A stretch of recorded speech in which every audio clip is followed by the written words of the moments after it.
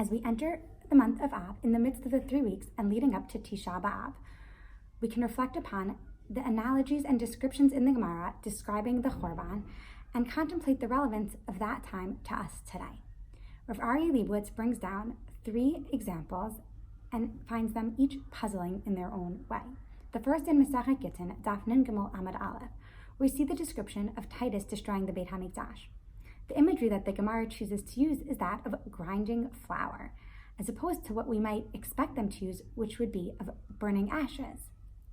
The second example in Masechet Brachot is the description of a bride and groom, and the Gemara explaining how each marriage brings us closer to the building of the Beit HaMikdash, which might be surprising because we know that the more neshamot that there are in Bnei Yisrael, the sooner the Beit HaMikdash will be built. But then why did the Gemara choose to use a bride and groom as opposed to the birth of a baby?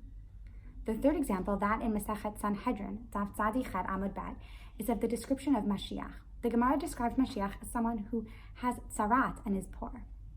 Although we know that when the Gemara describes Mashiach, it is really a description of the state that Bnei Yisrael will be in leading up to Mashiach coming, why is Bnei Yisrael in a state of tzarat and poorness?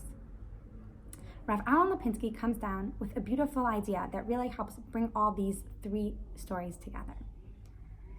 The word chibur and the word chorban have the same shoresh root.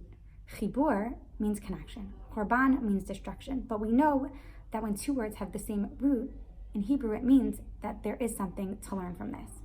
So let's explore that together.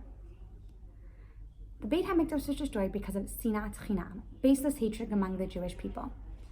There are 2 types of ways that things can be destroyed, either a complete and total destruction or a dismemberment, where parts are disconnected from one another. With the Beit HaMikdash, it was destroyed absolutely completely. The place was no more.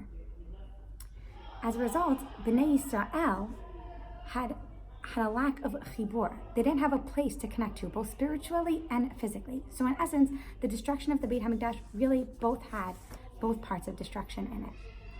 Why then do we use the imagery of Titus grinding the flour as opposed to the imagery of burning? When you grind grain into flour, you're left with all the raw materials. You're just changing the form. The flour is there, but when it's ground, it lacks chibur. If you pull it together, you can create something with it. In effect, you can rebuild it. It isn't gone forever. Perhaps the Gemara and Brachot focuses on marriage as a means of bringing about redemption and the rebuilding of the Beit HaMikdash, as opposed to the birth of a child, because the marriage is the chibur between 2 people in Bnei Yisrael. And the more that Bnei Yisrael comes together and connects, the closer we will be. And finally, Mashiach described as a poor mitzorah. The characteristic of tzarat is that it isolates the individual, separating him from the rest of the community.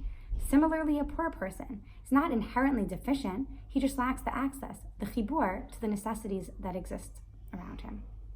Once again, these struggles are symbolic of a lack of chibur.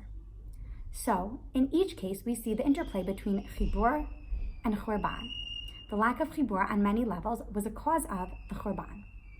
Sinat chinam brought about the destruction and the disconnect between people and led to the destruction of the Beit HaMikdash.